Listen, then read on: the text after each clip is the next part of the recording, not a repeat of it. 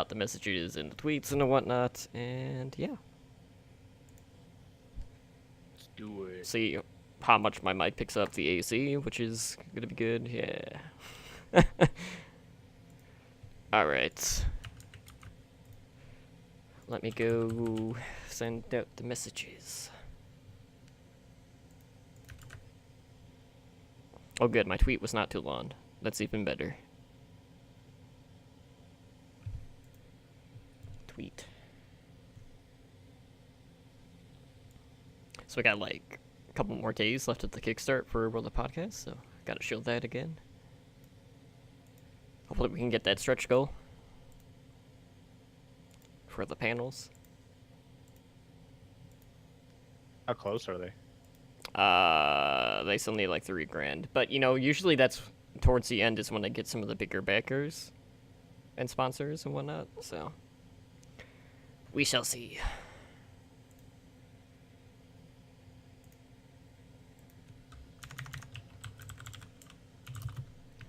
All right. Let's do this. Yeah, I mean we gotta post things first. But yeah, so yeah, I went to. I wasn't rushing you. I went to move my TV earlier, and yeah, that happened. What happened? Like one of the base legs like completely snapped. Oh my god. So I'm like, it's like just resting. So I'm like, oh shit, this thing better not fucking fall. God dang, man.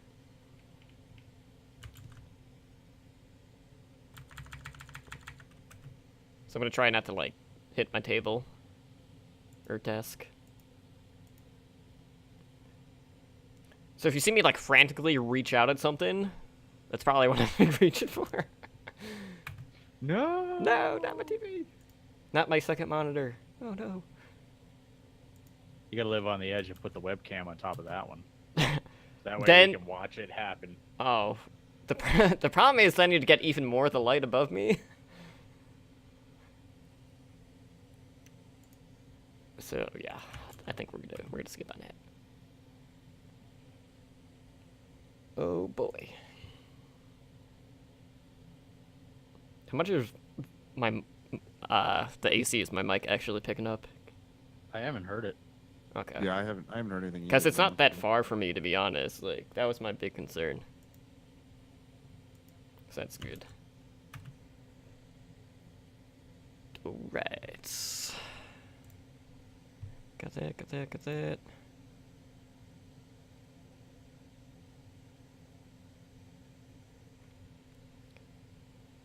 I'm trying to see... Okay, Envision got 1 objective point in their time bank. Energy is gonna win. It feels bad, man. What is going on? I don't like seeing Energy win. That's just mean. How could you say that? But hey, I mean, I guess if the Shock can turn things around, so can their parent organization.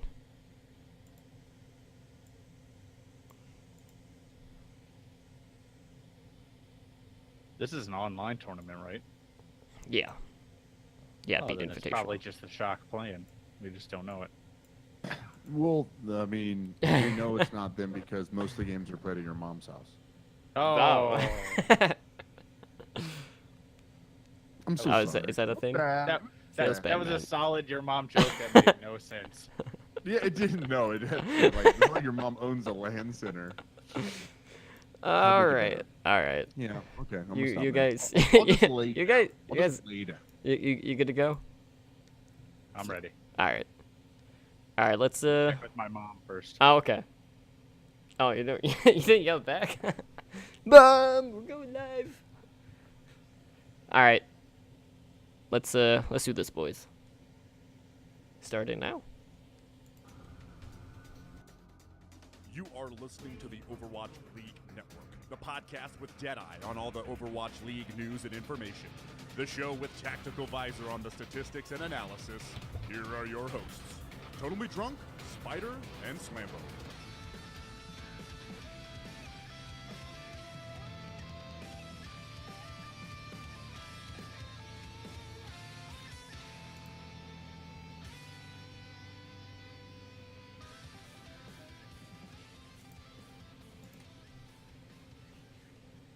What is up, guys, and welcome back to Overwatch League Network, the podcast with Deadeye on all the latest Overwatch League news, information, and esports analysis. I am your host, Simile Drunk, and tonight on episode 35, we're going to go around the league discussing the latest Overwatch League news, take a look back at Stage 4 Week 2, and let you know what matches and storylines to look out for in Stage 4 Week 3.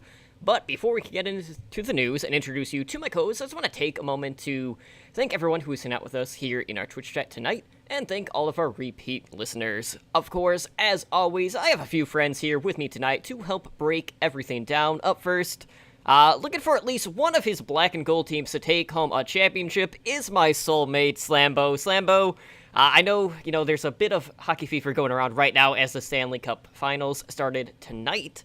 How are you doing tonight, brother? What's up, nerd? And Totem, that was like a perfect introduction. It definitely has been a clash of the black and gold teams in my life between the Seoul Dynasty and the fairly more successful Las Vegas Golden Knights. So right now, yes, we're in the third period of the first game of the Stanley Cup Final. So if you're watching this on stream, you're going to watch my eyes dart down to the corner at times. That's me just looking on my little screen here to see how the game's going. But still, I am here. I'm dedicated to the show. If it's a clincher, I'll be gone. So don't expect that. But as far as Overwatch goes, I am really happy and excited to announce that I've been doing like an expert fantasy league on Winston's Lab, and I got to the finals. So it's going to be me versus the Blevins, and then Blazin' Bob is going to be versus Deathblow. So a nice little, kind of the final four is like, coming down to a lot of the hosts here in the podcasting community. So I'm excited to see, how things turn out. I'm definitely the fourth seed, full disclosure. Not like I exactly, wrecked everybody throughout the season, but it's still cool. I'm excited for it. It makes the Overwatch League games that much more interesting. And I am excited to talk about Stage 4. Yeah, absolutely, and I'm really curious to see how exactly the fantasy side of the league is going to kind of evolve going into the next season, but definitely a whole lot of fun doing some of the fantasy tournaments and whatnot. But joining us again is the reason that Edinar has been having so many sleepless nights lately after being on the run and other sniper duels, and that is Spider. Spider, how are you doing tonight? Man, I'm starting to feel bad that we keep bringing this up, so, He started asking like sensitivity questions and stuff like that, and I was posting videos of like the training drills I do during games, because I do like to watch the games. So I don't typically play hardcore Overwatch. I do like the speakeasy challenges and stuff like that. But yeah, I'm not gonna pick on him anymore for that. He's a Florida Mayhem fan. He's got easier things to pick on him for. Well, he's pretty much gone off board with Florida at this point. So that makes it even worse, man. Like, yeah. I still stuck with Dallas. Like I don't have hopes for them, but I still stick with them. And my other Texas team is not doing. It's doing worse than the other one. Right. So I'm kind of reveling in a bit. I mean, I what is this, like the first time since week 1, stage 1, that I have a Dallas Fuel background up? Maybe one or two other times beyond that. But I'm enjoying it. I actually get to watch them win games against people that aren't Shanghai. And last week they beat probably two of the best teams in the league, or at least one of them. And yeah, one of them. We'll talk about it later. I will clarify that. Ooh, almost knocked out my mic over. But we'll talk about that later. Other than that, just chill Memorial Day weekend. We did a lot of stuff around the house. We rearranged our bedroom. I heard you did some moving, so I know how that kind of stuff goes. I mean, your location is different and all that. So, yeah, I moved. What about you, man? I moved one floor. I'm downstairs this week since the parental units are in Vegas for Memorial Day week, and so I went to move my second monitor, aka my flat screen, and some of the base legs snapped off. So that's a thing. So it's like hanging on by a thread. Well, not really a thread. I mean, it's upright right now, but so if you guys see me make any sort of frantic movements or any like sudden movements or whatever, like just assume it's that. So if you hear like a thud, you know what's up. I'm sorry to interrupt you, but there was a moment where the moment you said sudden movements, my arm shot up because of a Golden Knights goal. So like I felt like you not only were explaining that for your TV situation, but also for me. Yes. So it was good timing. Thank you. Sir. So yeah, if you see any sudden movements from Slambo, his is out of celebration. Mine's more out of frantic trying to, save a TV. But that's enough chit chat, guys. Let's talk about the Overwatch League. That's why we're here. Let's go around the league as we take a look at what's going on in the Overwatch League news. So up first, some pretty big changes coming out from the London Spitfire in regards to their roster. They have actually set 4 of their players as inactive. So the players in question include Hagopen, Huhail, Hureg, and Tizzy. Now, Hago Wu and Hureg were all part of the Apex Season 4 champions that was at GC Busan roster, and Tizzy was picked up from Runaway. This was back in March, but didn't play a game for the Spitfire this season. And, despite some very early success for the Spitfire, they won the Stage 1 title, they finished 3rd in Stage 2, they've definitely hit a rough patch so far in Stage 4. And right now, we saw them, finish in 6th place last stage, and they're kind of one of those teams that are just trying to frantically pick up the pace, really, and try to get back to form ahead of the end of season playoffs, as some other teams are as well, which we will definitely get into. But right now, they're currently sitting in 3rd place overall, so chances are they're going to make the end of season playoffs, and they're basically just trying to right the ship at this point. So we've seen different teams take different approaches in regards to roster sizes, and, early on, we saw the Mayhem only have 6 people. That didn't really work. New York has probably been the best team to kind of look at in regards to not having a full roster, but maintaining substitutions and just map strategies and when to work people in, things like that, at a better level. So do you guys feel like this is going to put London in a better position moving forward, knowing that they will have a more central focus on a roster? Or are you guys a little bit concerned just when it comes to knowing that those players are now going to have to prepare for that many more maps each week? Because we've seen the effect that can have having such a small roster in that case as well. I don't think so. I think this is going to help them overall. This was clearly a move to put the outside on the same page and the inside on the same page. So the onlookers, the fans, the people like us who, go over every little minute detail, know what the Spitfire are going to do. We know what they're going to play. We know how they're going to play it. So there's not going to be that rotating door that they've kind of used so far when, they would take Badosin out. And that didn't really make any sense because, Badosin's one of their best players. And honestly, I think this was more a move for the players than the team as a whole. I think they saw these talented players, and we don't know what's going on behind the scenes, but I think these players kind of sat down and said, look, if you're not going to play us, at least put us in a position where we can start looking for new teams. And I think that's what this move does. So, because in any other situation in my mind, they would just sit him on the bench and wouldn't say anything. So it was strange that they would come out and explicitly say that these players are on, inactive, and they can start looking for other teams. So it looks like they sat down, had a discussion with these players. And, Tizzy, it's not surprising because, like you said, he didn't play a game. And he's actually a phenomenal player. So I feel like he's in a good position to get picked up. Same thing with Huyao and Hagupun and Hureg. I think all 4 of them are great players.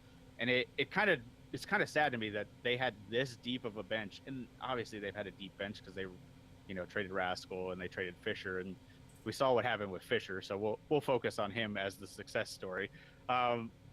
So their bench is more talented than some teams are.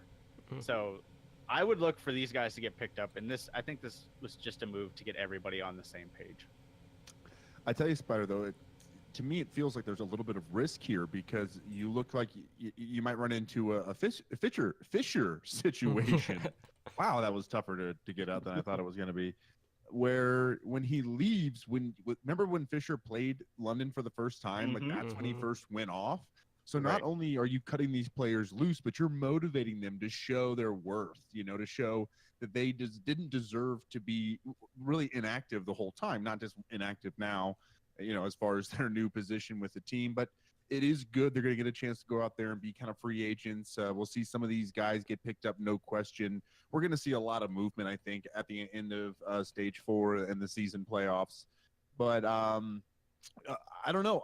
I also just think that there's going to be more resources they're going to be able to put towards their current roster. Totem, you said that was kind of your first broad question, is what's their focus? Is it going to be better now that they have a focus on a core roster? And I think ultimately, yes, they've kind of trimmed a little bit of that fat, and now all the staff and the coaching can focus on the players that really they probably already were putting in time to. And this will, again, give a little bit of it'll help their pocketbook a little bit and help these players have a future in the Overwatch League. So, overall positive, but I think every player will end up with another team in some fashion, even if it's contenders, but none of them will be without a job. Yeah, absolutely. So definitely a team to kind of watch out for because, we did see a bit more signs of life out of London this past week after a very shaky start to stage 4. But moving on, it seems like we're bringing up this team in sponsorships pretty much every week. But yeah, they keep rolling in for the Los Angeles Valiant. So last week it was Razer, and this week it's a frozen snack company, Otter Pops. So Otter Pops is now the team's 3rd official sponsor. And, this is another one of the partnerships that they did with the team's parent organization in Immortals. So very similar to the Razer deal overall. And yeah, it just seems like every week or every time we turn around, Valiant, pick up another sponsor here. So, really not a whole lot to go on. Obviously, the more sponsors we get, the better. Even if not everyone sees the big money at stake in esports, as some recent reports have shown. But, we can kind of talk about that behind the scenes, maybe talk about that next week, because that is kind of a sensitive subject. But moving on, guys, we kind of have to, look back at something that we had talked about in the past, and that is the Shanghai Dragons training schedule. Now, I can't remember, when we had first talked about this, but this was back when they still had, their controversial coach at the time. And based off of the report from their team manager, it doesn't really look like we have seen any sort of change in the actual schedule for the Dragons. So I joked about it last week. I'd mentioned it in jest because I saw the information on it, or saw like a tweet or something. Mm-hmm. Anyway, go ahead. So yeah, obviously, everyone knows the Dragons' story at this point. They are currently 0-32. And, I'm not going to keep ragging on them. Obviously, they keep having an issue trying to get that first win, and they hold the longest losing streak in, professional sports history, which hopefully, they'll be able to stop that. So, I mean, that's going to be a tough one to, hopefully, to stop at this point. But who knows? We have seen some other teams struggling pretty bad lately, too. So, You never know. It's been a wonky stage. Really, anything can happen at this point. But really, this is a second time now where the community has kind of, found themselves raising questions in regards to the training schedule for the Dragons. And it was their team manager, Jan Van, who had addressed many of the team's issues in a Twitlonger post. And he says that we have the most intensive training scheme among all the teams ever since we arrived last December. Our daily schedule starts at 10:30 a.m. as we leave for training facilities and return to our houses around 10:30 to 11 p.m. with a possible training extension to midnight. We train 6 days a week with 1 day off. During the mid stages, we have 3 to 4 days off, depending on other teams' schedule and if we have scrims with them. So, this is kind of already something that we have talked about in the past, because at the time, we heard similar numbers to what Yang had said in this post. And obviously, Shanghai is trying to figure out, okay, what's the best team composition that they can put together? Because, for a while now, for me, it's been the support line, and they've tried, a number of combinations in regards to who they should play. Free Feel has probably been the most exposed support out of everyone on the roster. So much to the point where people just kind of dub him Free Kill. And they keep deciding to run him over Sky and Altering, which statistically probably has been their best support duo. But all in all, just based on this, like, it doesn't seem like they've actually adjusted or lowered the amount of time that the Dragons players are actually putting in regards to the training. And I'm just curious, like, do you guys feel like at this point, like, obviously, like, we've seen at times the mental wear that this has had on the Dragons. We've seen Dia kind of, like, break down on stage, which we noted the last time. Do you feel like this training schedule and the stress that might come with the losing streak is just making matters that much worse? Like, at what point is training too much for players? Because I feel like at some point, like, you can only train so much and only get so much out of that, but at some point, like, there's, like, that grace period where, you don't really see the value out of it, because you're basically just working your players to the ground to that point. Yeah, there's definitely diminishing returns on this.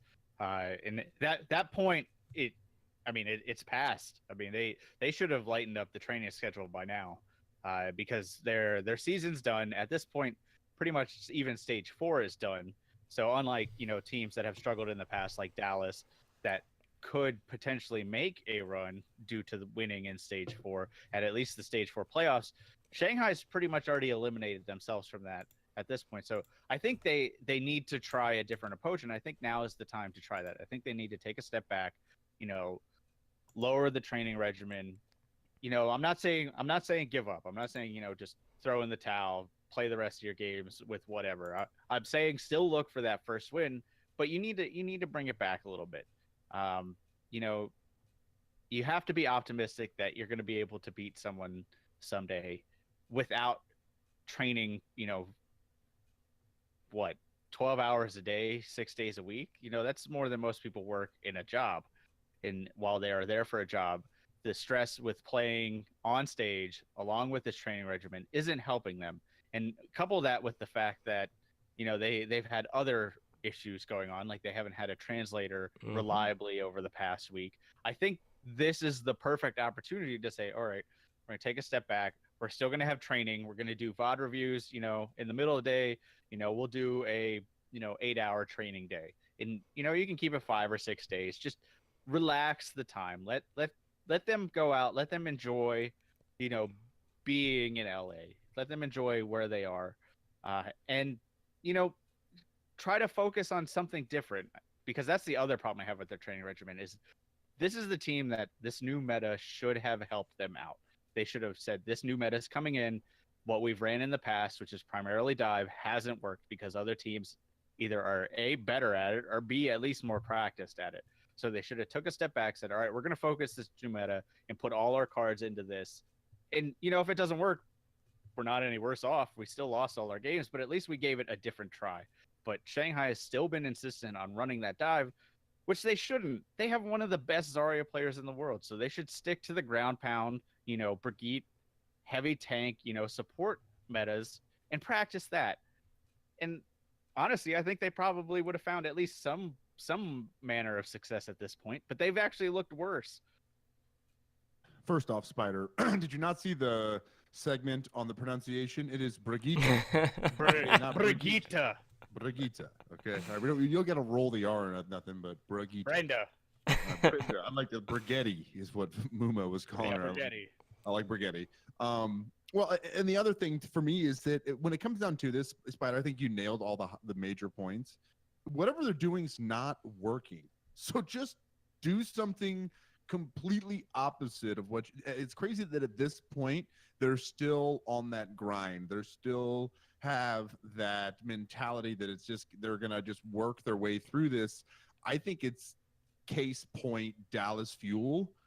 All the pressure released, all the roles kind of blended together a little bit more. Everyone just kind of playing and rotating through things in this new meta. And guess what? It is working well for them. I guess I can't say it's going to guarantee work for the Shanghai Dragons. They don't have the same roster and talent pool necessarily. But you guys get what I'm saying, I guess, is that just whatever they're doing is not working, so they might as well try something new and crazy and fun. And who knows what the result might be, but it's definitely a negative mark on our league as a whole. And I think this all just goes back to stubborn management when they made this roster, forcing it to be all Chinese for some nationalistic purpose, as opposed to trying to form the best team possible. So Well, anyway, that's a whole other side rant. and I mean, yeah, that definitely is one thing that you can look at, as well as not probably picking the best players out of that region as well on certain roles as well. Right. So I mean, they at least attempted to run Brigitte this past week, so we did see a little bit different of a look, but they're just not sticking with it enough. I think we just need a little bit more time, and obviously, not having a translator is definitely going to affect the way that the team scrims are going as well. So I don't know, like. I feel like at this point it's just like, well, better off next season. Like, I mean, it was the case for the Chicago Cubs for all those years, and I would know, being from Chicago. So, I hope that this team is going to be able to turn it around, but it's hard to feel optimistic when they keep going to the well too many times. And, I already feel like they're well beyond the point now where, like, that losing streak has to take some sort of, like, major toll on them mentally, or it's just, like, a huge weight on their shoulders. So, who knows, maybe when they do pick up that first win, if they do get it this season, that will be the thing that really starts to let them click at that point. But, there is one team out there that has been clicking on pretty much every single cylinder that you can think of, and that is the New York Excelsior. So, with their win over the Seoul Dynasty, which was a 4-0 this past week, New York Excelsior have secured the top record in Overwatch League Season 1.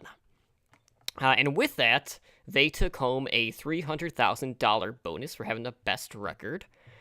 And with that win, right now the Excelsior are 31-3, if I'm not mistaken, on the season. And they'll have the top seed at the end of season playoffs, and they're guaranteed right now to have earned $625,000 in season 1, regardless of how they fare in the playoffs. So, kind of breaking it down, they took home $25,000 for being a stage 1 runner-up. They got $100,000 for being the stage 2 champions, $100,000 for being the stage 3 champs. They got the $300K for finishing with the best regular season record, and they're guaranteed at least $100,000 in the playoffs. So, that's a majority of the prize pool money all going to New York Excelsior. So, I mean, at what point do you think New York is going to slow down? Because right now there is a substantial gap between New York and the rest of the league. And that might be also affecting certain aspects of the league that we will talk about here in a minute. But, like, at what point is New York going to get bested at this point? Because, like, we've seen a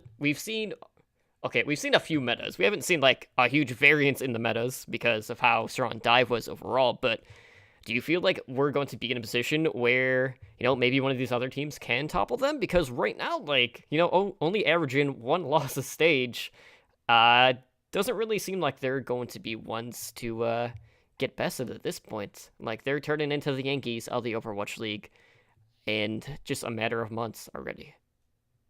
Yeah, I'm going to say season 2. That's going to be our best shot. Season 1, they've been too dominant, and they've shown that their play style of just being able to take what's given to them in any given match and adapt to it is just too strong. And the playoff format leads to that, because instead of, one series where a team can, pull out a few close wins or, have a few good map draws or whatever it takes to get an upset, just, being on, take it the Knights scored, but being on for a couple of games is not going to help you in this playoff format. You've got to be consistent. And the one thing the NYXL have showed us is they are consistently better than every other team in this league. So while there have been upsets like Boston and, London and stuff like that during the earlier stages, they're just too consistent for me to say that they're going to lose. And, while the dive meta has been prevalent, they've also shown that they can adapt around that. They don't necessarily need to run dive. Like, say IOB is one of the best Brigidas in the league, and nobody would have thought that. It's strange to say that you have this team that has the best Tracer in the world, and he can't currently play Tracer due to the meta. So he just went to a different hero, and now he's one of the best of that hero in the world. That's how talented this team is. And the problem with this team is he's not the only one on his team that you can say that about. So I can't say anybody's going to beat New York until season 2. I just to answer your question quickly, Totem, no. No one's really going to dethrone them. I think they have a pretty easy run to taking the complete season playoffs without much ado. I think maybe they'll have a 3-2 series with one of these teams that they'll play tight with, but overall, no. But I want to say that I want to take a different approach to this and just say that I believe that we need a New York XL. We need this. You know, we need a Yankees. We need a Patriots. We need the villain. We need that narrative, right? We always need that juggernaut to take down, because when they're finally off their game, the league becomes much more interesting. The parity is there. When they're on top of their game, everyone has a chance to dethrone them. Every game is like an underdog opportunity. So I think I don't love the NYXL because I'm a bitter Soul fan at this point, who has fallen out of playoff contention at this point in stage 4. Hashtag depressing. Hashtag my soul is gone, mate. But I do believe that we need this. It's good for the league, and it's a team that, as far as the players go, they deserve it. As you said, Spider, they deserve it. I mean, it's a good storyline for the league too, because one of the most talked about players in the league is Jonak. And Jonak is literally the player in their promotional video. He is Crusher 99. He was pulled from the ladder by Bare Hands because he saw what he could do, popped into this pro team with other previous pro players, and now he's got a whole syndrome named after him. So it is a great storyline for the league. Yeah, But I mean, like Slambo said, we need a villain. you know you're doing good when basically everyone else is trying to mimic what you're doing. And it's never been, no other team has been able to equal that level of play either. It's always to a lesser extent, but it just shows the sort of impact that Jonak has had on the league. And that's why there's a very good chance that he could win the Overwatch League MVP for Season 1. So I definitely feel like right now at this point, I mean, we've seen some teams that have been looking pretty damn good in this current meta. Maybe the Gladiators might have the best shot out of all the teams so far, but, it's hard-pressed to really bet against New York at this point, given how adaptable they have with pretty much every single look that they have been thrown. So, it's always funny because, kind of like going into the stage, we're like, okay, well, Saviobi isn't going to be on the Tracer as much, so what is he going to play? And then here he comes out with the Brigitte, and yeah, it hasn't slowed New York down at all, which I think might have surprised a few people out there, but definitely something to keep an eye on. And with that dominant performance in mind, though, we have seen, some things kind of change over time, and I want to talk about viewership for a little bit. So obviously, the Overwatch League, it started early on and we saw huge numbers. Obviously, with Overwatch League being the new hotness, all eyes were on it for the debut. That was back when we were seeing 400,000+. That was when it was a Fuel and Dynasty game, I think, was the main event for that night. Season 2, which was absolutely nuts. But there was a new report that came out from Esports Observer, and they were kind of comparing the viewership numbers, where the first week of Stage 4 saw lower numbers than the first week of the prior stage. Now, something to kind of question is, well, is this gap between the teams like New York and basically the rest of the league, is that reducing interest in the game? Just because, you always know, okay, well, this is more than likely just going to be a blowout. Do you feel like that in itself is one of the reasons that, maybe some people aren't tuning in as much as they were in the past? I want to jump in here quickly and say hard no. I don't think that it hinges on the New York Excelsior's success. I think it's completely this fact that teams are being eliminated from playoff contention, because there's more teams that are being eliminated than there's more teams dominating the league, right? There's one team that's at the top, And I think that there's 3 teams right now that have been eliminated. And one of those teams is the vaunted, one of the most popular, drives a huge amount of those single viewer numbers, is Dallas Fuel. So I think a little bit of that is like the Dallas Fuel fan base, more so than anything, the Florida Mayhem fan base, maybe not tuning in as much. More, you know what I mean? Like, or maybe even the Shock or the, Houston Outlaws, they know they're in it, but not really, they're not the Shock. But I think that is contributing to it more. And you got to think about all the teams involved. It's not just the NYXL. In fact, I would think that the more dominant they get, the more easy it would be to attract fans and expose them to this very successful New York-based team. So I don't know. That's all. I just wanted to jump in quick, but that's all I have to say. Yeah, I mean, I think Slambo nailed it. I don't think the dominance has much to. Sure, that may decline viewership for New York's games because most people, unless it's an upper echelon team that we've seen push New York before, like Philly or even back in Stage 1, Stage 2 London, most people probably tune out for the New York game. And the same thing probably happens for the eliminated teams like Shanghai, like he said, Dallas, Florida. So, but overall, I think the better part of the story is to focus on is, sure, the overall viewership numbers have dropped, but the concurrent viewers are still much higher than was initially expected overall for the full league. I mean, it's still, even if you look at the lowest viewership numbers we've had, on average for a week, it's still almost double of what they had hoped to get in the prime of Overwatch League, when the hype was, at the tippy top, Stage 1. So I don't think it's anything to be concerned about. I mean, obviously sponsorships are still rolling in. Like we talk about a new sponsor every week. So they're clearly successful. So I don't think we need to be concerned about it. And I fully expect, the viewership to actually uptick maybe the last week into the Stage 4 playoffs. And then we'll see a big uptick in the actual season playoffs. Like, well, I wouldn't be surprised if we hit, that 300,000 or more again when we get to the finals, regardless of if it's New York and some other team, just because the hype at that point, what they're playing for, and playoffs always generate so much more views. So yeah, absolutely. I'm not worried. Yeah, and kind of to go back on something that you said, Spider, about like the early projections.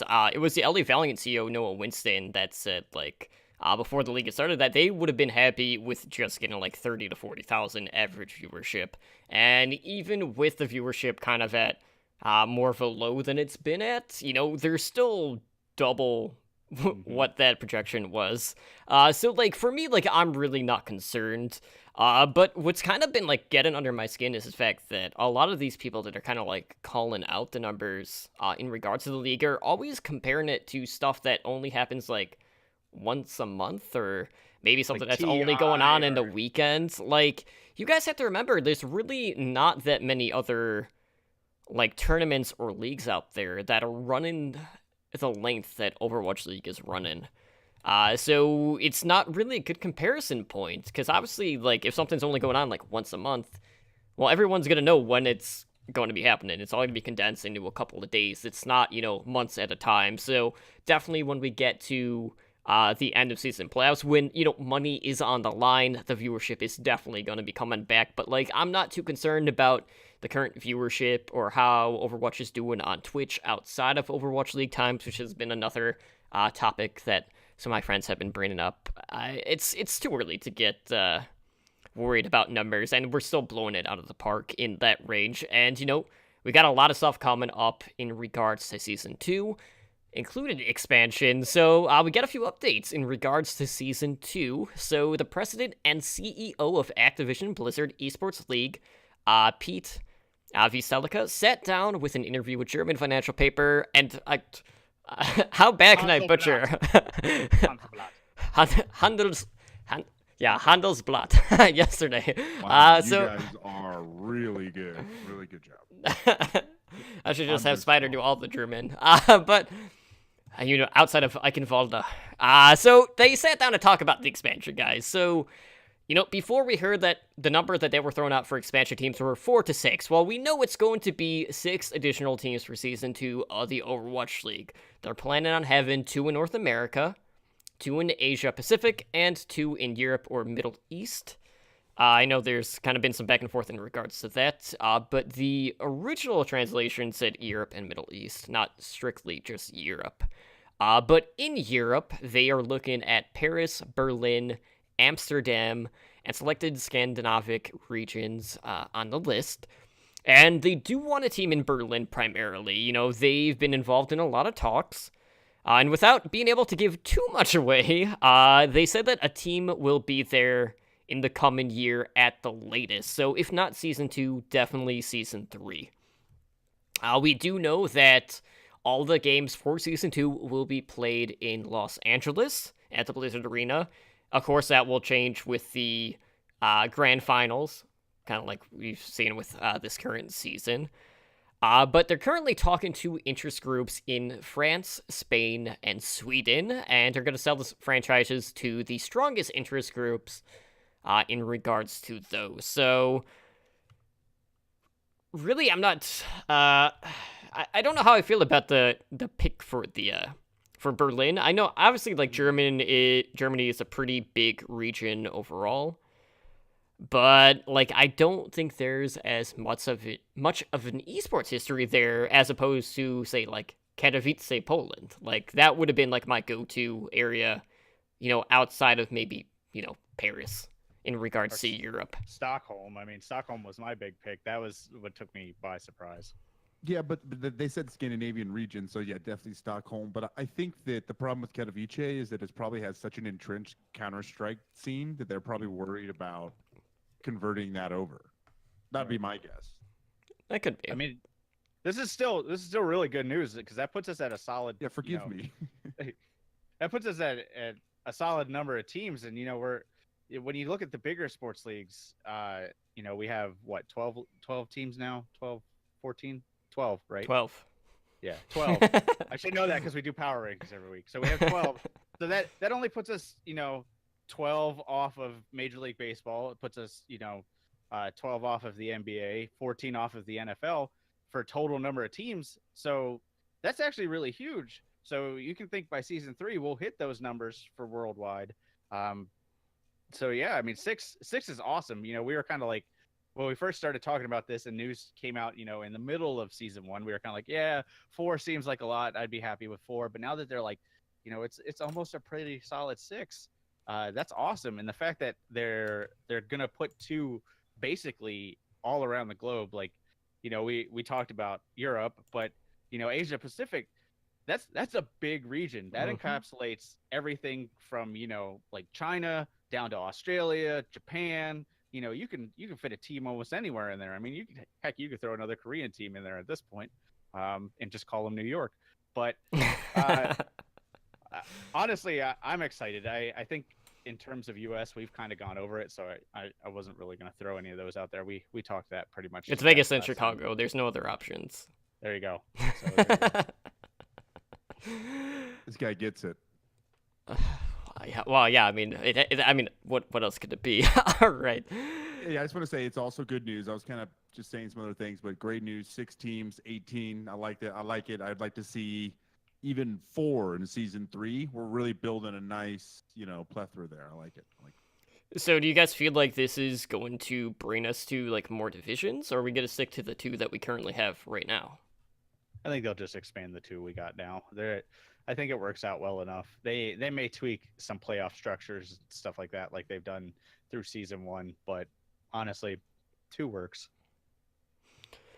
All right, well, moving on, guys. Let's go ahead and update our power rankings. And after this week, this has been probably one of the heaviest movement weeks that we have seen in our power rankings. So I'll go over the top 6, and of course, you know, we will post the power rankings over in the Discord and on our website. So, taking a crown yet again.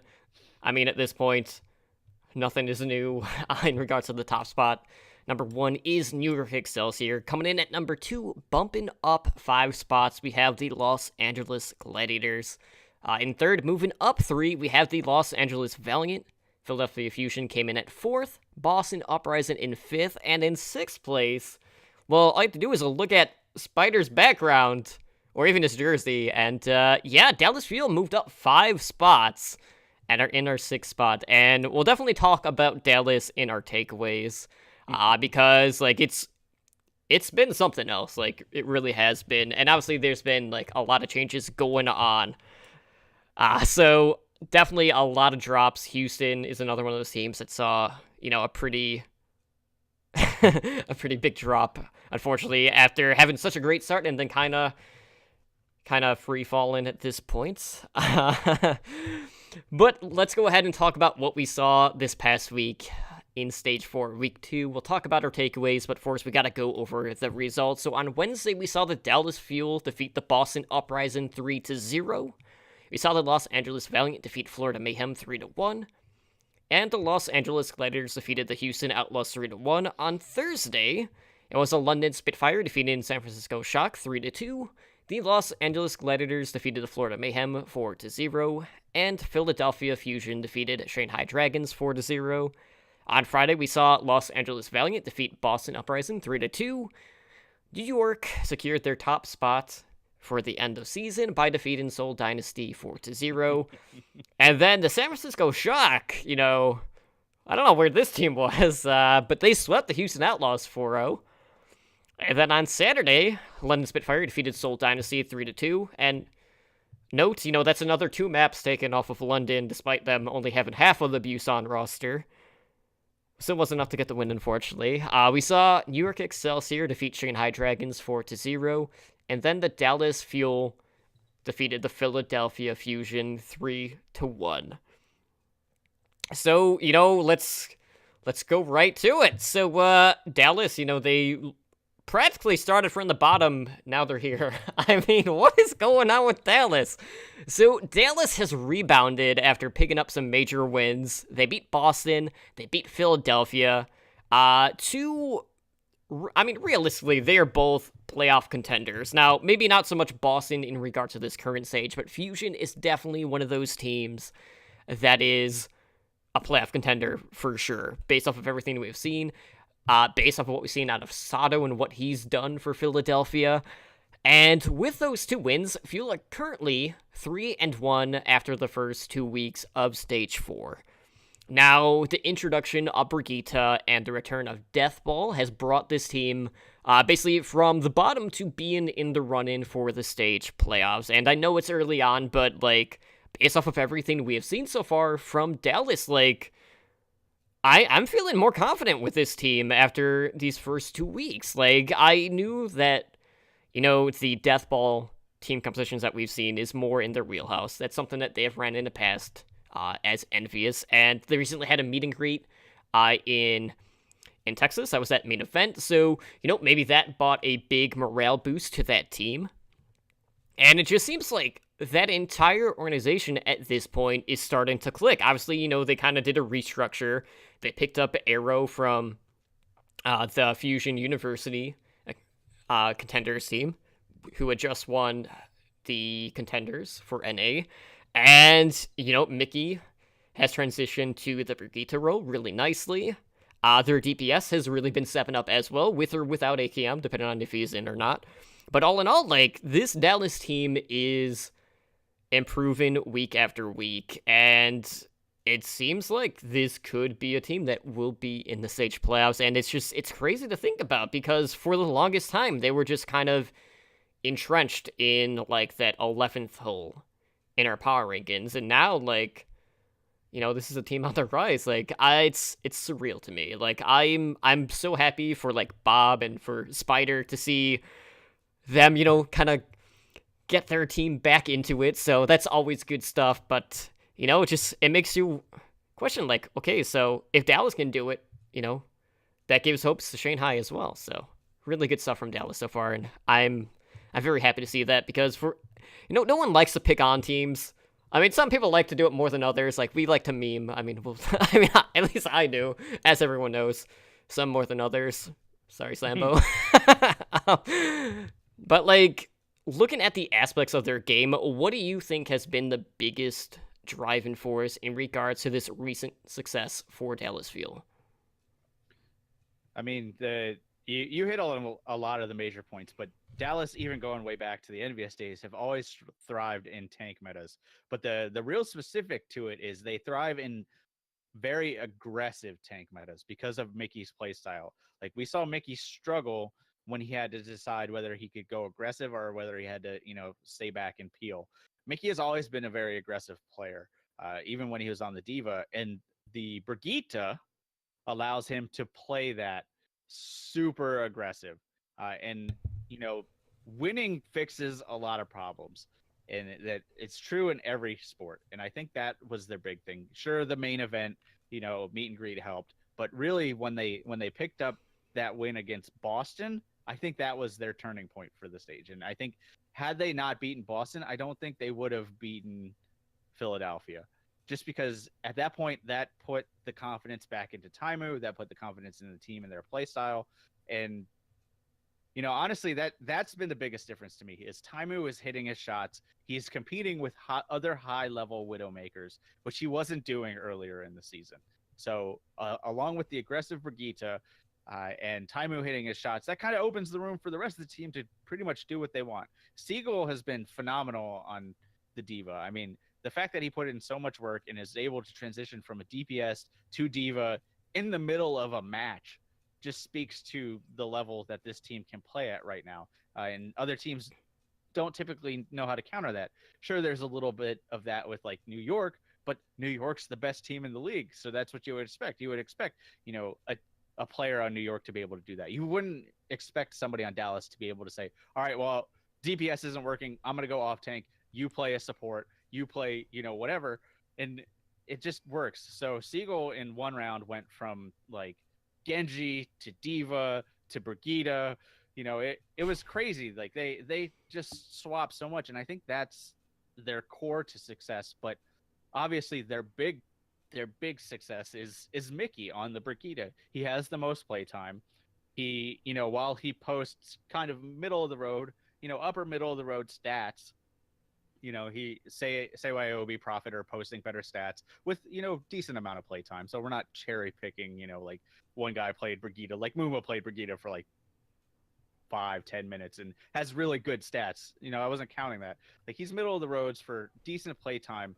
But what he does on her, like when you watch him, that's what makes it exciting. And that's what I think makes it work. I mean, on their Horizon map, they showed it in slow-mo, but he literally bunny hops off of the enemy Diva to shield bash and ulting McCree. Like, and that's not the only instance that he's done stuff like that. So he is awesome on this Brigitte. And I think that motivates the rest of the team. Like, Taimu is a very, I don't want to say egotistical because that sounds really badly, but he has an ego and he doesn't like to be shown up. And now that they're having fun with it again, they can kind of play off that. So you'll see Taimu start taking, riskier and riskier shots, and he's hitting more of those risky shots now. So overall, as a team, I think they're just in a happier place, and that PMA is helping them. And Mickey's leading the charge with Brigitte. I just want to weigh in quickly and add on that I think that the Dallas Fuel roster in its current state and form, the psychological stability kind of rides on two players, and that's Mickey and Taimu. Siegel's pretty steady Eddie, I feel like psychologically. He's pretty consistent as a player as well. If you just give him space to be him, he's good. But Taimu is known to kind of be high maintenance and tilts in that fashion. When things aren't going well, he beats up on himself, he questions himself.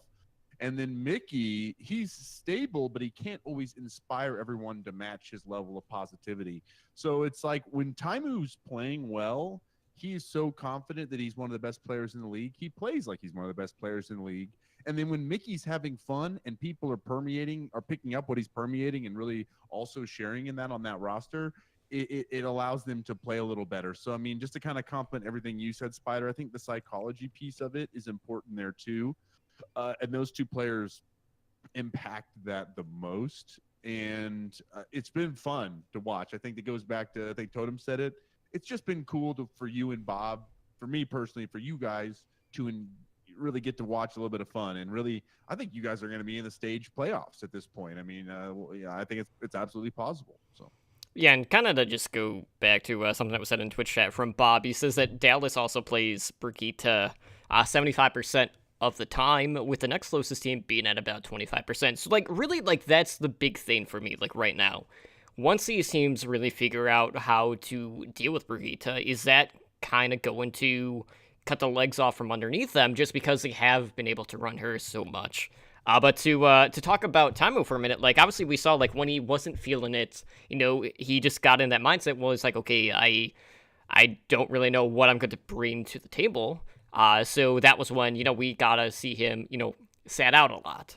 So there's always that chance that maybe you could shake his confidence again moving forward, but. Right now they are looking pretty good, and they're not the only team that has kind of been kind of like thrusted into that position now, because we also had to look at the San Francisco Shock, who are kind of having a like a similar success story, at least so far in this stage. So the Shock are basically like one of the bubble teams currently for Stage 4. They fell short to the London Spitfire in a 5-map series, but they did best Houston Outlaws and defeated them pretty soundly in a 4-game sweep. Now, we also saw Choi Ho Bin, which is their flex tank. He made his debut for the Shock this past week. We've seen Architect really fragging out lately, and, he might be, maybe the Shock's best candidate in regards to an MVP vote. And all in all, like, the Shock have really seen a quick turnaround under their new head coach in Crusty, who used to coach the Boston Uprising. And they're 2-2 right now, so, not the best record, but, they're keeping up with, the Gladiators, the Valiant, Diffusion, and the Fuel. So, like, right now, Spider, like, do you feel like the Shock are in a run-in to keep pace with some of these other teams, just knowing that, we have so many teams that are this close early on in Stage 4? Yeah, I think so. I mean, they've always had an immensely talented team in parts of their team. So, and what they did is they cherry-picked those parts out and put better players in the positions where they were struggling, and Krusty has brought them together and made them work as a well-oiled team unit. We saw it last week. Super has looked really good. You've already talked about Architect. I mean, I could talk for an hour about how Architect is like the sleeper, but I'm gonna focus on Sleepy and Moth. I mean, I think one of their big keys to success, while their DPS and tanks have definitely been upgraded and play has elevated, is Sleepy and Moth. I mean, once they got rid of Dak, it brought Moth in, and Sleepy kind of stepped up. This has been a whole new different team. Like, Sleepy is very close to Jonak in his play style. He's not quite at Jonak's level. No one is. But yeah, I mean, that's like comparing anybody else to Jonak. It's like, sure, you can try to be him, but you're not. But he has a similar play style as Jonak. So teams that ignore Sleepy will be punished for it, and that's actually what we saw. And Moth just knows how to stay alive. Like, he's very slippery. So the fact that he's staying alive for so long in these fights is actually very converse to another team we're going to talk about a little bit later. I think they have a chance to make a run at the stage playoffs. I don't think they're going to make the season playoffs. Too much just has to go right. And while we've seen it happen before with Philadelphia, I just can't put all my eggs in that basket, because they are 2-2. If they were 3-1 at this point, it would be a different conversation for me. But the fact that they've already dropped 2 maps doesn't lead to them getting to the season playoffs. But the stage playoffs, absolutely. They have a run at it if they can keep it up and not, drop their legs out from under them like some other teams out there. Yeah, I mean, and, like, to that point, too, like, the Shock have picked up major wins over some of these other contender teams, too, so it has really put them in a better position just based off of that as well. I know they're mathematically alive, but that's about it for me. I like I said it earlier, like I said that Houston fans are kind of relatively in it, and I think Shock fans, they should still be in it, because, again, they're still alive. I just don't see a scenario where that's going to work out for them. And they just have a tough schedule coming up. And I know they're playing well right now, but it's just too little too late. And listen, I'd love to be wrong. They're a really fun team to watch and to cheer for. And I like a lot of their players, personally. So, I'm cheering for them. I'm not anti it. It'd be like the best story in the league. But unfortunately, I just don't think they're the team that has the shot. Yeah, and if Sleepy isn't the flex support for Team USA this year, I might have to riot. because I don't want to see him getting played over someone I am going to talk about here in just a minute when we talk about the Houston Outlaws. Okay, so this has really been a case of 2 steps forward and then taking 2 steps back for Houston. This is a team that has hit their highs and their lows within 2 weeks of one another. Obviously, last week, I know for the most part we were on board, and then this week we saw them drop like 5-6 spots in their power rankings. And like right now they have an 8-8 map record this stage. Going into this stage, we were feeling pretty confident. Like maybe this Outlaws team could kind of return to their form that we saw from them in stage 1, and that was due to like a number of things. It was like the map pool favoring, Junkrat. We know that we would see less Tracer play, which has been one of the biggest question marks for this team overall. And, like they've always had very consistent play out of their tank line throughout this season. And, like, right now, we're in a position where Dallas is looking like the better team in Texas right now, which is a crazy thought because, for the most part, like, no one thought that. And, like, I feel like right now, like, the biggest thing for me with the Houston Outlaws isn't necessarily so much the tanks or the DPS. Now, granted, the DPS at times has shown some inconsistencies, but the biggest red flag right now for me is the support line. So I feel like that's the biggest thing that we need to address, because the support line, quite frankly, just hasn't looked good lately. I'd say even calling it average would be maybe too much of a stretch at this point. So Bonnie lately has been getting punished severely. A lot of this is coming by overextensions when he's looking for getting some resurrects off when he's on the Mercy. We've seen him have a number of issues with Diva self-destructs, which I had brought up constantly a couple weeks ago. It's still an issue. And Ruckus, like if Ruckus gets played over Sleepy for the World Cup, I don't know what to say anymore at this point, because his play has regressed since stage 1.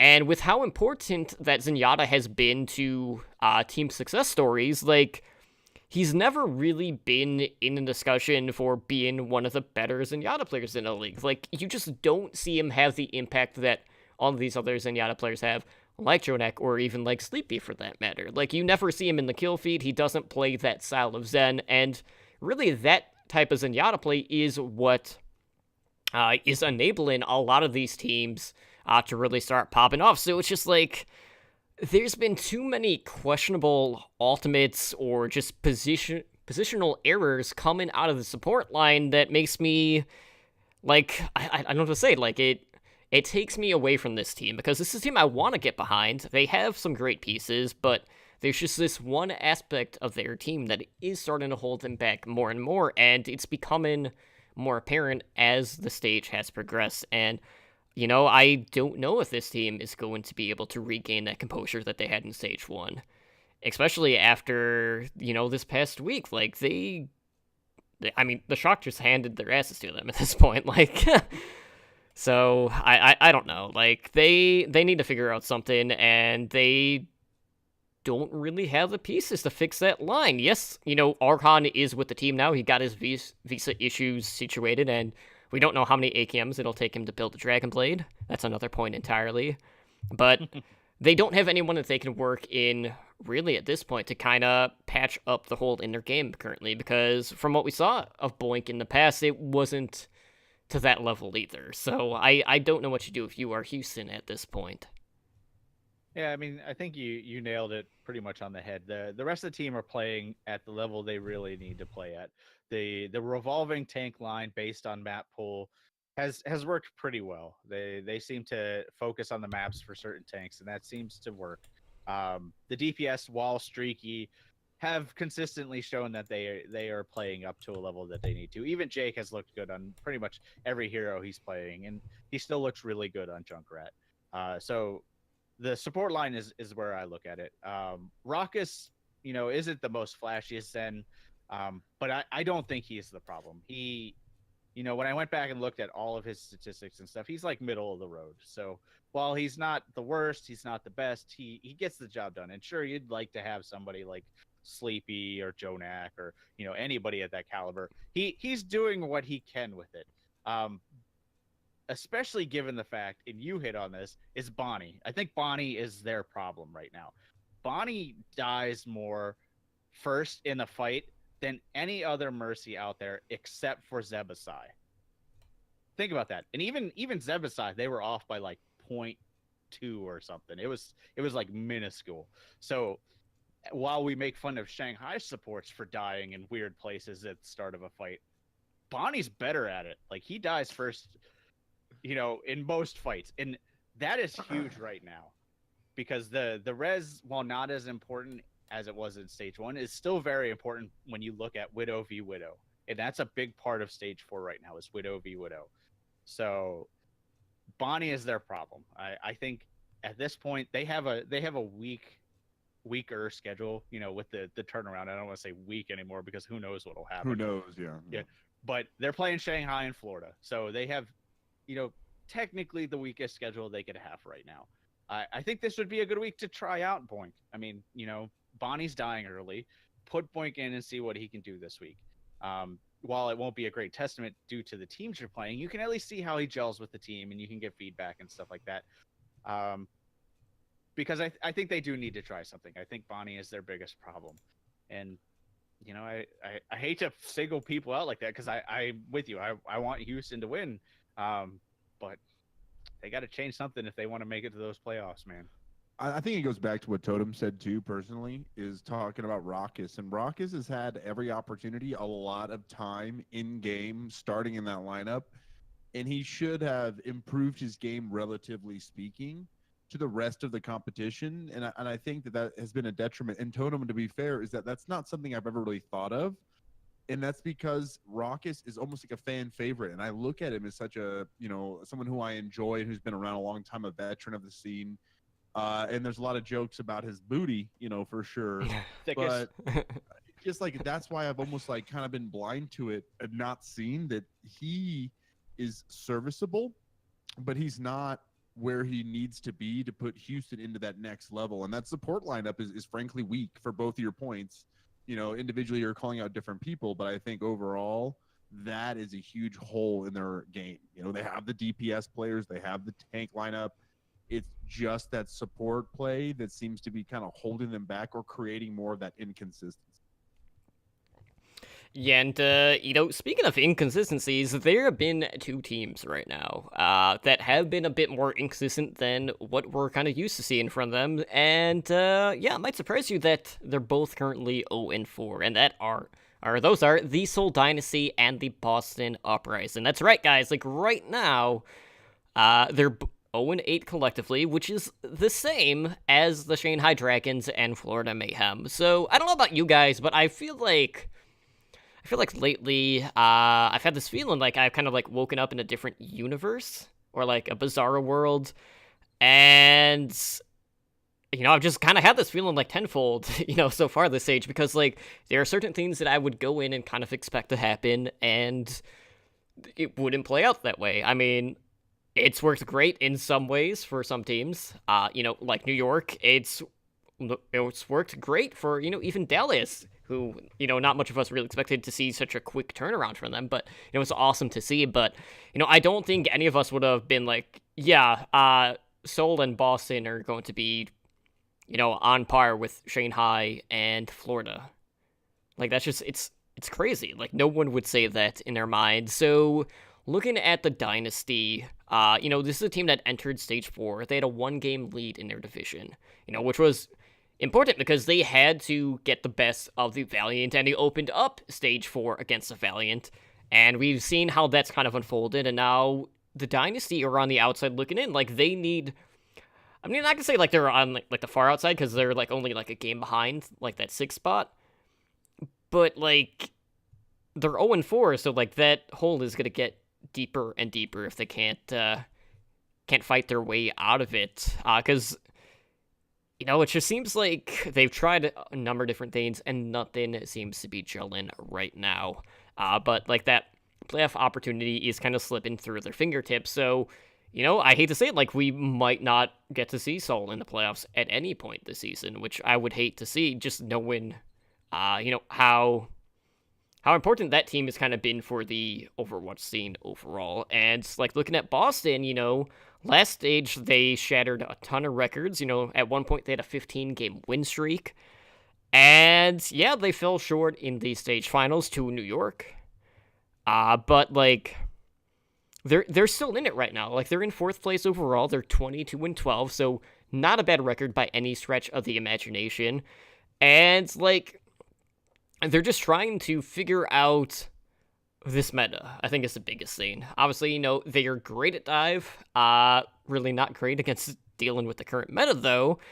And like they're not in too much danger in regards to like falling out of contention for the end of season playoffs, but if they continue to struggle and they only pick up a couple of wins, that definitely could be the case. Like, I feel like we're almost getting to the point now where Boston has to hit that panic button because you can't be going into like the season playoffs kind of like on a downfall because not only is that going to take something out of you mentally, but like you just know like okay, like this isn't our meta, like even if we're probably not going to see like a patch switch for the playoffs, I don't think. I think that would be kind of weird to kind of do it like mid stage or even just a split between the regular season and then the stage playoffs for that. But luckily, the people that are on the bubble in terms of the end of season playoffs, so like Dynasty and the Outlaws, they too are dealing with their own issues. So, Boston might be able to just ride this one out, at least through the end of the stage. So, Boston more than likely not going to be able to reach the stage playoffs, knowing the hole that they're currently in. But between the Dynasty and the Uprising, like, who do you think is going to have the better chance in regards to the actual playoffs? Because right now, like, both teams are kind of at that point where they're free falling, and it's hard to kind of gauge where exactly they're going to end up, knowing their current struggles. I this one hits close to home, Totem. It's an emotional answer, but I'm not sure that either of these teams are really we're gonna see them in either of the stage playoffs or the season playoffs. And like you said, it's kind of just getting cold at the wrong time. And this meta really messed with these rosters' minds. I really don't know exactly what direction they're going to take, but I feel like they're all waiting for the meta to settle down. And then once they find that pattern, that rhythm, they'll just kind of run it into the ground in Boston's case. And in Seoul's case, I feel like they're so confused on so many levels, and they never saw themselves in this position at this point. And Ryu Jaehong was talking about when I was looking at the competitive subreddit that he is just mentally broken and he doesn't even know if he's going to play next season. That's anecdotal, and he's right after a loss being sensitive. But I think that encompasses the mindset of where Dynasty and Soul's at right now perfectly. And I just feel like that's a very dangerous place to be. And they need to be on a high note, and they're just not there. And so neither team really have a shot. I agree with you on Seoul. I think Boston may be able to turn it around. I don't think that I agree with the rest of it that they're cold at the wrong time and the meta has hit them hard because they were basically the epitome of the teams that would, if something didn't work, they would default to dive and then just beat them at dive, and that's how they got all their wins. If you look back at last stage, all their map 5 wins, they struggled at certain parts of the game, and then they would just kick into dive, and then they would win. So they can't do that anymore, and that's where they're struggling. But I have seen more signs of life out of the Uprising. So I feel like, of the two teams, they have the better shot. But I agree with Slambo wholeheartedly. I think these two teams aren't going to make a deep run at this point. The turmoil in the Dynasty's locker room, he touched on a little bit with Ryu Jaehong, is definitely taking a toll on them because even their stalwart players like Ryu Jaehong are having problems. But even players like Fleta and Toby that are kind of, known for their consistency are having problems. So it's just all around, a bad situation for both teams. And I said this in our Discord, but I said it's crazy to think that Dallas has more wins right now in stage 4 than London, Seoul, and Boston Hmm. combined. So, and that's going into the midway point into the stage. So it is Bizarro World. Yeah, definitely. Dagger to my heart to hear that.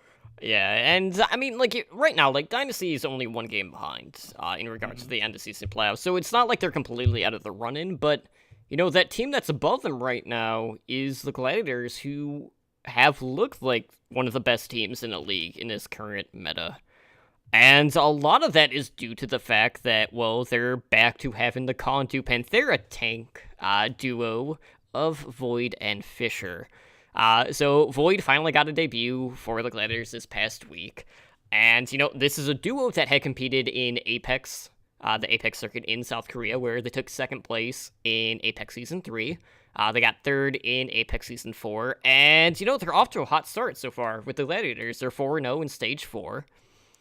And they have only dropped 2 maps out of the 16 that they have played so far. So they're literally like right behind New York, and that's crazy. Normally the other teams aren't that close to New York ever, so it's just kind of a different look at things. So I'm really curious to see how this is going to play out. But it feels like having Void on this roster now and with the team, the Gladiators are now in a position where they can focus on specific maps in regards to their off tanks. So, Fisher, when Void has been in, has been acting more as the translator, and a lot of that is just due to the fact that Bishu, more times than not, won't be in a lineup at that point, unless they're running like Brigitte. But, that pre existing tank synergy has really helped propel the Gladiators to the forefront at this point, and we talked Void up quite a bit, and outside of that first game where he debuted, it's looked pretty good overall. So I'm really curious to see how this team is going to stabilize now that they have a couple of weeks under their belt. But all in all, like I've been impressed with Void, and it's good to see like that tank duo back, because that was one of the better tank duos in Apex. And anytime a team is able to share that sort of success on a different stage, especially one at this level, is always great to see. I'm gonna quote my 4-year-old and say I'm gonna poo-poo on your party a little bit, but I actually wasn't that impressed with his Zarya play. They played him Zarya on a few maps and he looked okay. Now his diva play was phenomenal. I still think he's one of the best divas out there, but I think his Zarya needs some work, and I am disappointed we didn't get to see the Fisher Void Bishu Brigitte comp. But overall, I think that probably was just new to the team, new to being on stage. I would chalk that up. And honestly, the rest of the team is playing so well. It really didn't matter. Sureforce still one of the best Widow v Widows. They've been playing hydration a lot, so he's been switching between Pharah and Genji, and that's worked really well for them. So I I will hold judgment on Void until I see a little more of him, because I want to see what else he can bring besides Hmm. Diva. Like we've known he's an amazing Diva player, but I want to see his Zarya get a little better. And I don't want to discount it, because I do think they are the second ranked team. I rank them second in my power rankings. Hmm.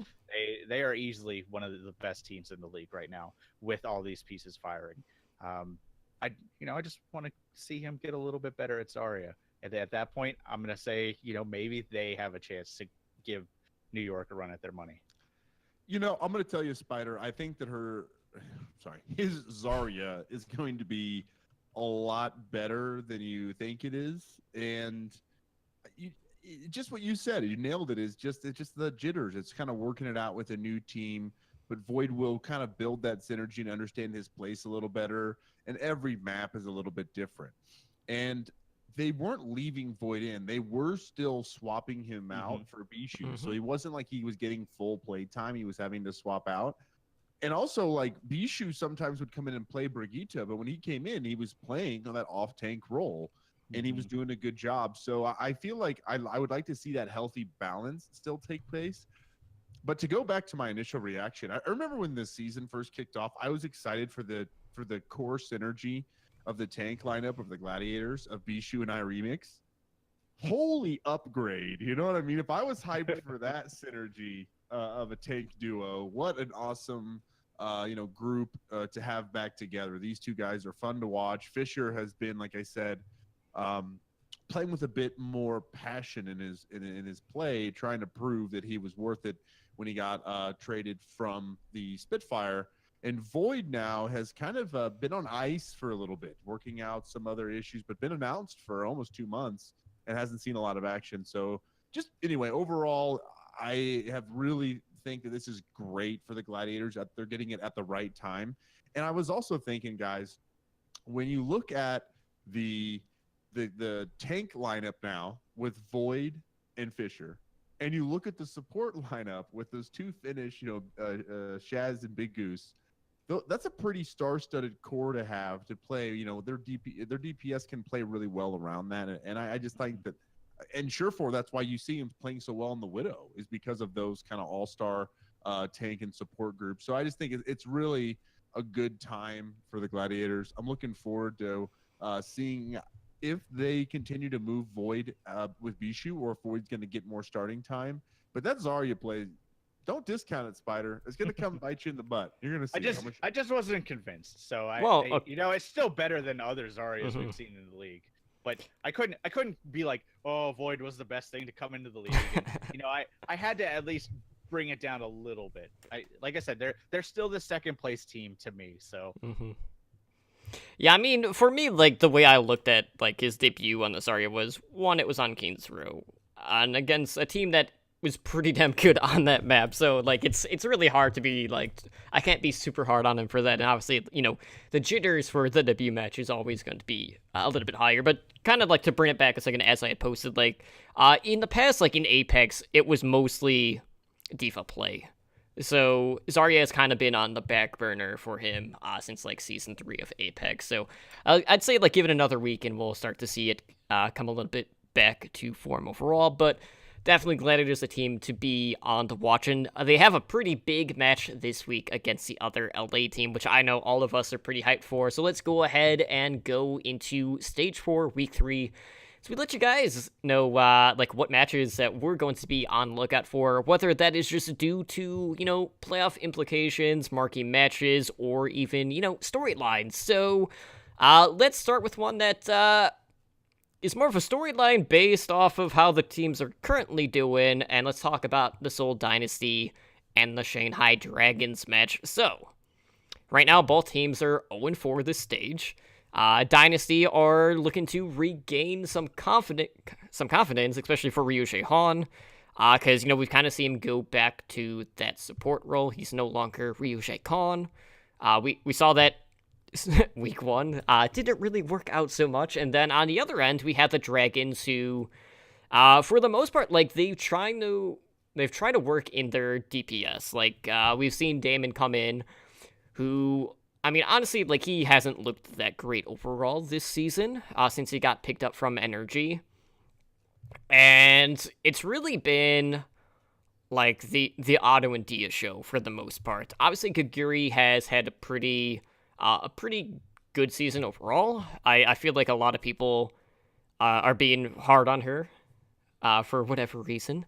But all in all, like, their tank and their DPS line outside of Damon has looked pretty solid. It's always been the support line that's been the biggest question mark, just because of how often they have been kind of rotating those pieces and trying to see how that's going to gel. And we've seen like different looks. Like sometimes they've kept like only the Chinese healers in. Sometimes they've mixed them, and that hasn't always worked. So like for me, it's just like I want to see some stability out of who they're putting in regards to that certain role. But like the Dynasty right now are trying to like do all of these things and really not that much is clicking. So this is really like a story of, okay, well, just how far had the Dynasty fallen? Like, is this a position where, the Dragons could realistically pick up their first win? And I feel like a lot of this is just going to come down to whether or not, like, for one, like, Dragons, like, if I look at their win condition against the Dynasty, like, one of the big things is, okay, well, Dia is going to have to perform on a similar level to Fleta. And Fleta, at times has looked great. Sometimes he's been like MVP caliber, and other times he's been kind of fallen silent. So Dia for me is going to be the enabler in this series in order for the Dragons to win. If you were the Dynasty, like I feel like Miro is going to have to step up his game. This past week he was the first death in a lot of these team fights. I kind of reminded me of Roshan when he was in for the Dragons on a Winston, because that was his major issue. So Miro needs to just take a step back, or just needs a little bit better support overall. But like, I could see a lot of people maybe tilting this one in a Dragon's favor just based off of what we've seen here in recent weeks, and I would hate to see that. If Dynasty are the team to fall to them first, like that would crush me. I want to say that when I was doing my pick'ems this week for our pick'ems, like that was the thought, is that there was like, man, this is like upset territory for Seoul, just because psychologically where they're at and Shanghai where they're at, it just feels like a breaking point on both sides, and it could happen. It freaked me out that I thought that, so I feel better hearing you hint at it too, because it makes you feel a little more sane, but it's still scary. It's scary to think about. Mhm. Yeah, I mean, you touched on the big point I wanted to touch on, which was Fleta versus Dia. Fleta has looked very inconsistent over the past few weeks, and Dia, while making some questionable positioning choices on Widowmaker, typically hits his shots. So if Soul doesn't punish him, which we've seen happen to other teams not do, and he's kind of left to run free. If you go back and watch the Dallas game, there were multiple times Dallas should have punished him a lot heavier than he should have. If Dia is allowed to run free, I think he can beat Fleta right now, and I think that could open the door for an upset. Do I think that'll happen? No. I'm in the strong camp that I'm not going to believe that Shanghai can win a game until they actually win a game. So I think it will be a closer match than it probably should be. But I think Seoul just has the toolkit, what it needs to beat a team like Shanghai. Yeah, I'm still right now. I have it tilted 3-1 in favor of the Dynasty. But moving on, we have a very big battle for LA this week as a Valiant go up against the Gladiators. So both of these teams are going into it, and Gladiators looking like the second best team in the league. Valiant have looked pretty good overall. As well this stage. So this is really one of those games that is a toss-up, but I feel like right now with where the Gladiators are at, they would be the favorites going in.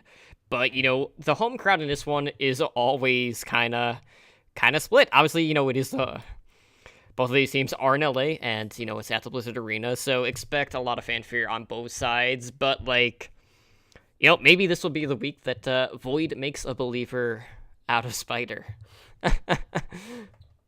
I picked them to win. I think the Gladiators will beat them because sure, Valiant is doing equally as well. They're 4-0, but the teams the Valiant have beat are much lower tier. Like if you look at Gladiators, sure, previous to stage 4, if we said, oh, the Gladiators beat the Shock in the Fuel, you would say, oh yeah, okay, well that's not a surprise. Whereas in stage 4, you're like, oh, they beat the Shock in the Fuel. Other two teams that are doing very well. So I feel like the Gladiators have a distinct advantage in this one. And if you look at it in the past, they've all been very close games. Mm-hmm. Like sure, the Gladiators have 4-0'd them once, the one time they've beat LA Valiant. Every other game has been fairly close. And I think with the current rosters and the current meta and just how the Gladiators are playing, I don't think the Valiant have an answer to that. I don't see a person on the Valiant that can go toe-to-toe with Surefour on Widowmaker, and that's very important right now. And while the rest of the team may be a very even matchup, the fact that Void is in there, I think tilts the tank lineup in the Gladiators direction. And, Shaz and Big Goose, as Slambo pointed out earlier, I think that points to the support line. So I think Gladiators across the board just have the better core unit than the Valiant. And I just want to add on to it real quick is that the Valiant aren't as hungry right now as the Gladiators. Mm-hmm. The Valiant are sitting comfortably in a position where they know that they're pretty much locked into the playoffs, essentially, mm-hmm. just kind of where they're at in the Pacific Division in particular. But overall, map differential and current win rate, they feel like they're a little bit ahead right now. They're a couple games ahead of Los Angeles. That feels decently comfortable, right? They're not resting on their laurels. They're not gliding it in, but they have a nice 2-game lead going into this. So if they lose, yes, it shortens that gap, but they're not panicking.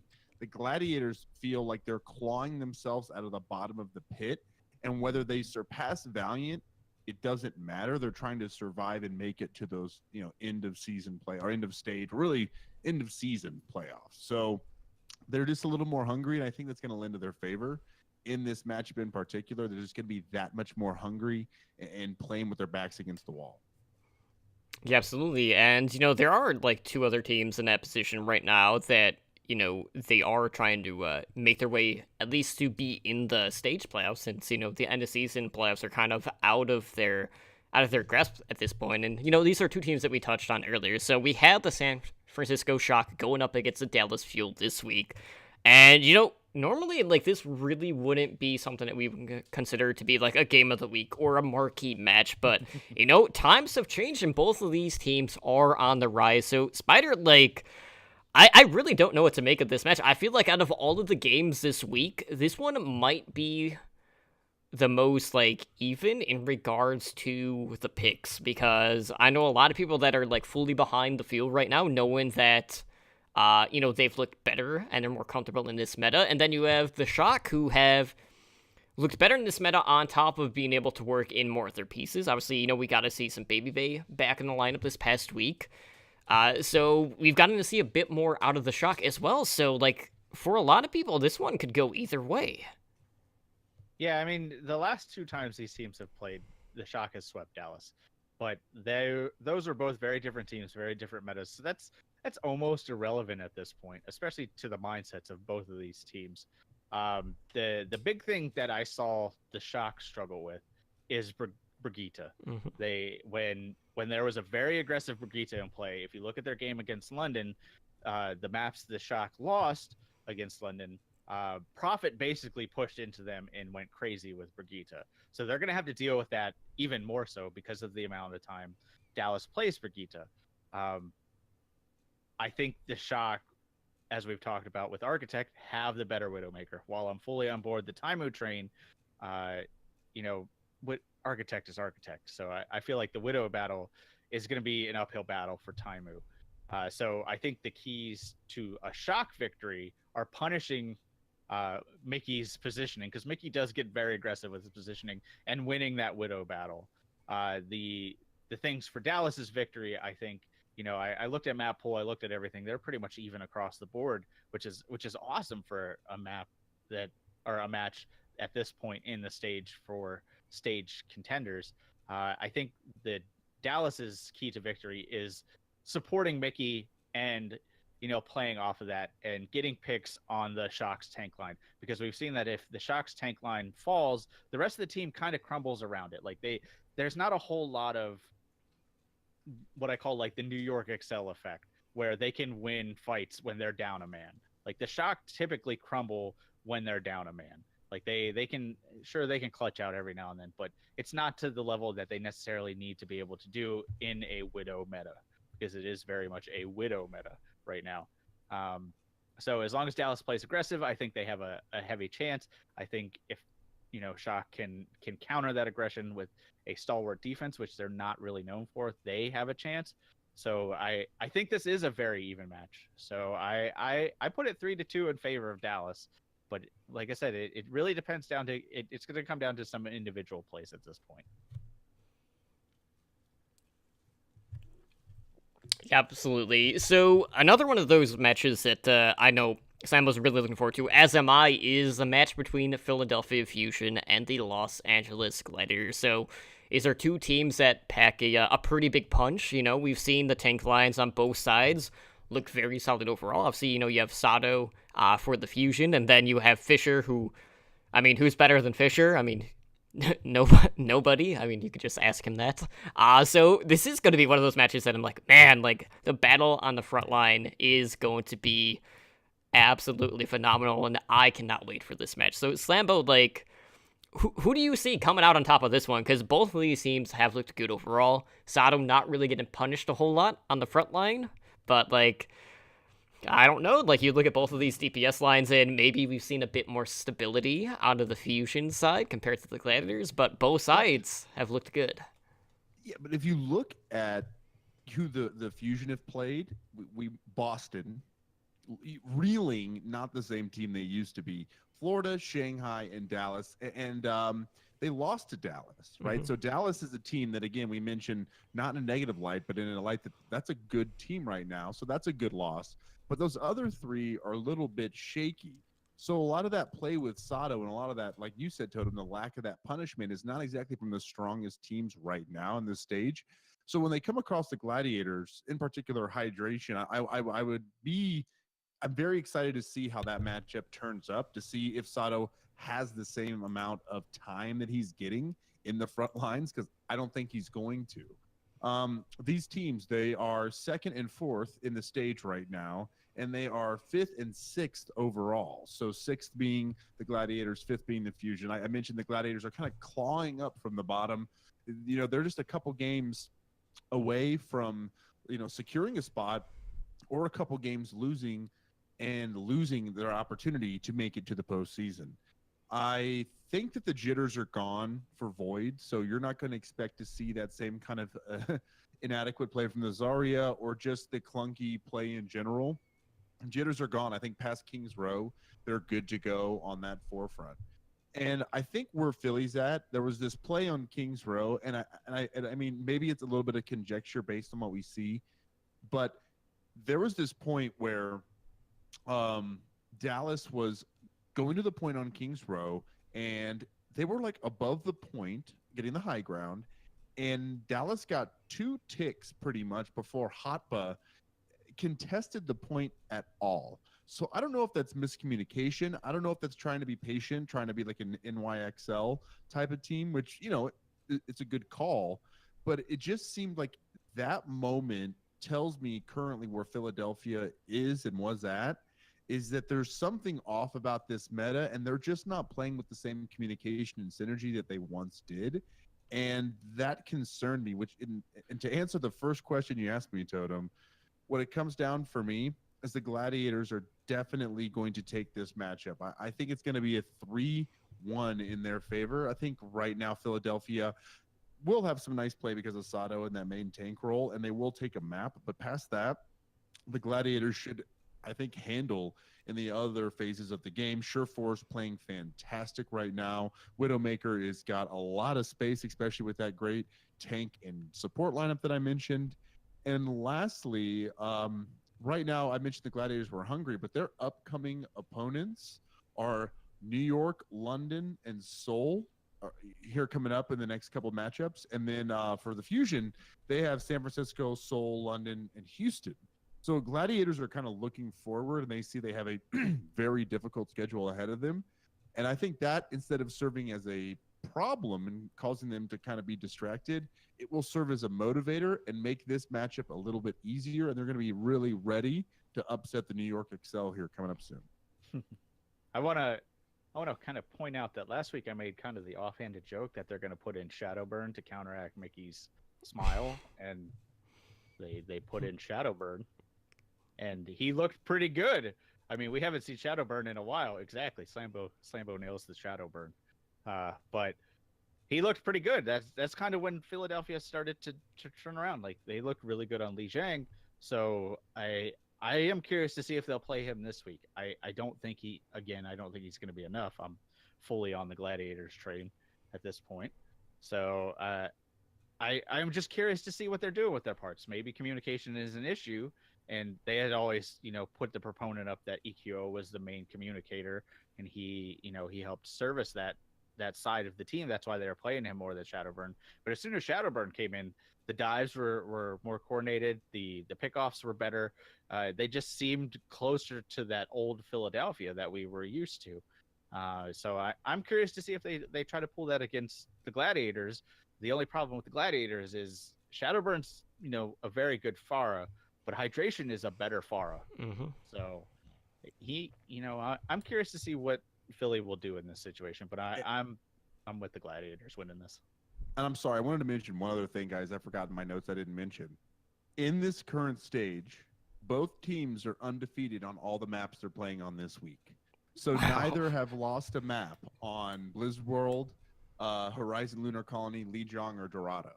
So every map will be handing a team their first loss on that map in this stage. I thought that was pretty cool.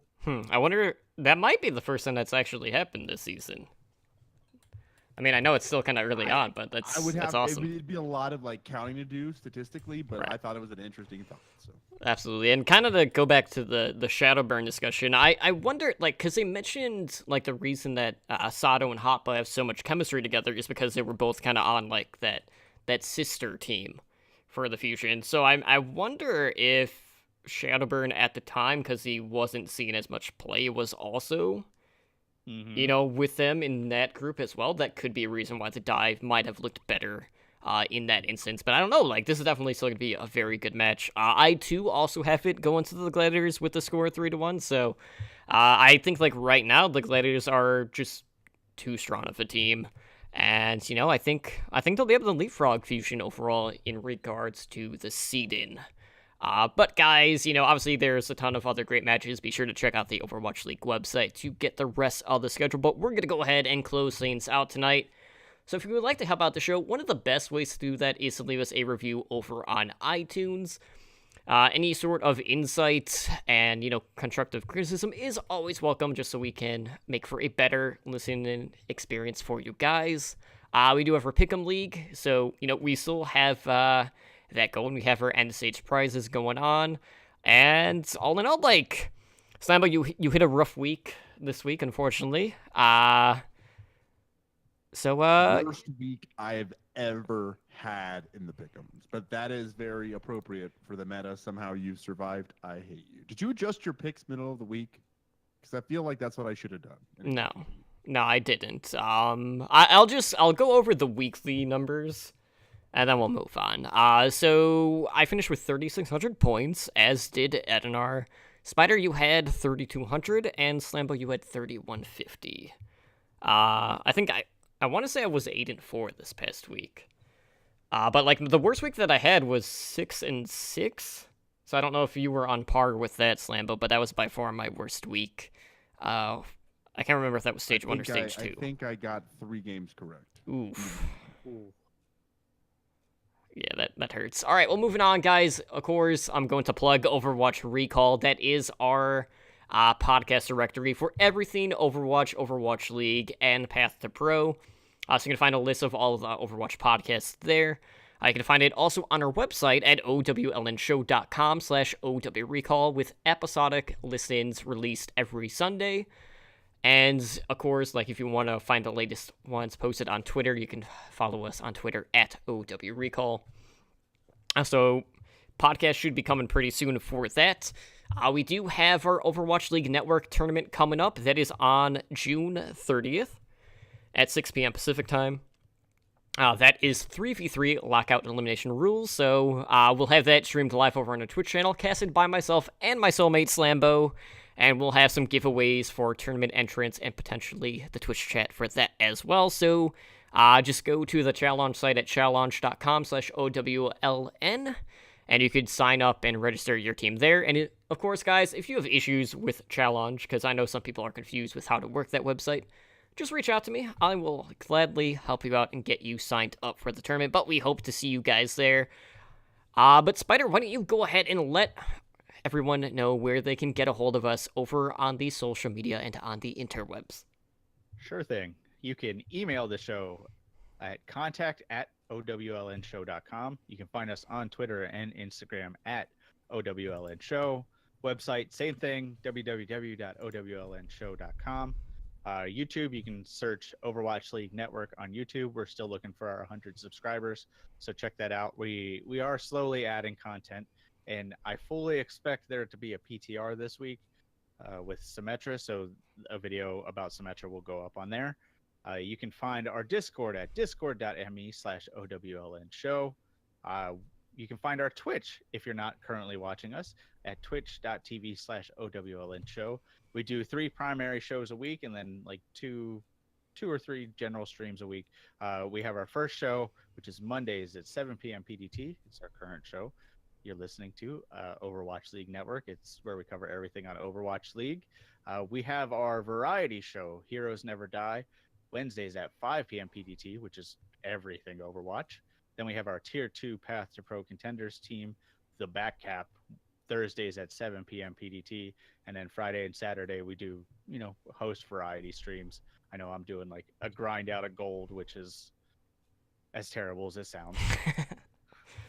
You can find myself on Twitter at SpiderGD. And then if you want to find me on Twitch, typically I'm on our Twitch OWLN show. Yeah, absolutely. And for myself, you can find me on Twitter at TotallyDrunkCTR. And as per usual, I do have a Twitch, but more times than not, I will be here. So no sense in me linking you to a dead channel. So just find me here on Saturdays and pretty much every other night we do a podcast. But Slambo, where can people get a hold of you over on the social media? You can find me on Twitter at SlamBoverwatch or on twitch.tv/Slambo. I'm exhausted from that night's game and the podcast and all the other things going on. I think I did a pretty good job considering, all things. I was watching the game at times. But anyway, sorry. I know. I'll shut up. That's where you can find me. See you later. Hashtag because it's the cup. All right, guys. Well, before I, officially close this out, I do want to bring up that the Con Before the Storm Kickstart has 5 days left. We are trying to get to that next stretch goal, which for a lot of people is very important just because this is one that will bring World of Podcasts back. So for those that aren't familiar with Con Before the Storm, basically this is a BlizzCon party that celebrates all things Blizzard. So it's kickstarted by the community, ran by community members, and they have a ton of art. They basically have an art gallery that has hundreds of pieces. They do raffles and stuff to get that. You can get some of that stuff by backing the Kickstarter. They do a photo booth. They have meet and greets with streamers. They have podcasters, esport teams. All three of us were there last year at the meet and greet. And the World of Podcasts stretch goal is very important to all of us, because this is content that is going to be readily available for everyone. So even if you're not going to BlizzCon, if you're not going to be going to Con Before the Storm, you would still at least be able to, not miss out on that stuff. And, last year, Slambo was on the Overwatch panel. So was I. We had Blaze and Ba from Watchpoint Radio, Prepare to Attack. I'll recap. We had DJ Tyrant, who at the time was on the Payload. We had Andreas from Omnic Lab, and also I'll recap. And we were moderated by Chanman V from the Overview. So, we had a star-studded cast, and it was, honestly, last year's BlizzCon was amazing. By far my favorite one, and a lot of that was due to the podcast family, and, it was awesome getting to be on a panel with, one of my good friends and someone that has been by my side on a lot of these podcast episodes. Regardless, even if he's in the audio bits, he is always with me, that being Slambo. And you guys, if you can help out and if you can make more of the podcast happen, it would mean the world to a lot of people out there. So we got 5 days left. Hopefully we'll reach that goal. I think they're doing a fundraiser type stream here in the next couple of days. And I know Lag and Balls is doing something as well, but please donate if you can, and if not, just retweeting their messages on their Twitter will also help.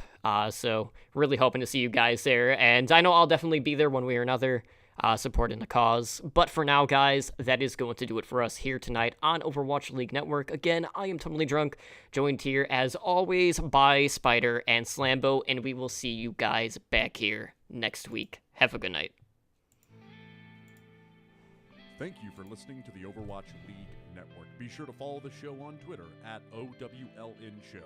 The theme music for OWLN is the main theme and victory theme guitar remix by Michael Mack.